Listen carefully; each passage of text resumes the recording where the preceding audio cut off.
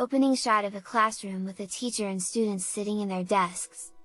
Narrator, voiceover. Learning is an essential part of our lives, and it plays a vital role in our growth and development. But have you ever wondered what happens inside our brain when we learn something new?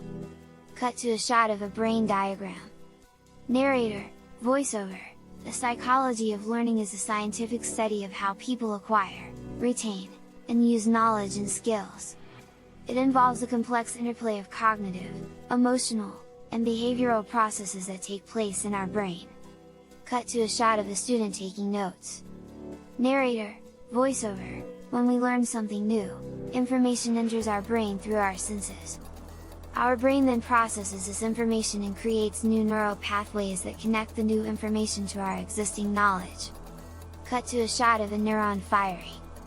Narrator, voiceover. Neurons in our brain communicate with each other by sending electrical signals across these pathways. The more we use a pathway, the stronger it becomes, making it easier for us to recall the information later. Cut to a shot of a student study. Narrator, voiceover. But learning is not just about memorization. It also involves understanding and applying new information to solve problems and make decisions. Cut to a shot of a student working on a problem. Narrator, voiceover. This type of learning is called cognitive learning, and it involves our ability to think, reason, and make judgments.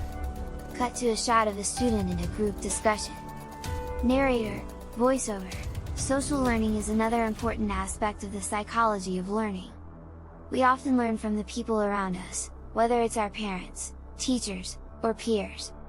Cut to a shot of a teacher giving a lecture. Narrator, voiceover.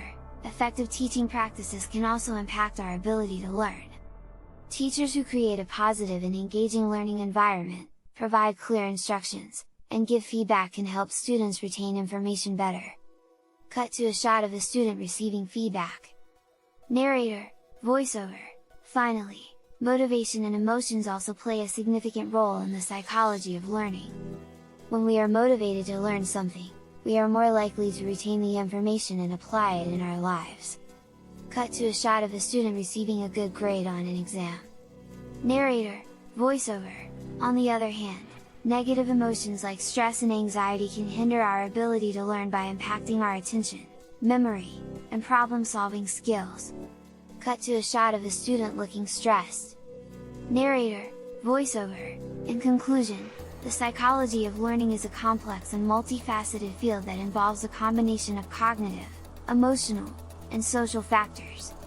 By understanding how these factors work together, we can develop effective learning strategies and improve our ability to acquire and apply new knowledge and skills.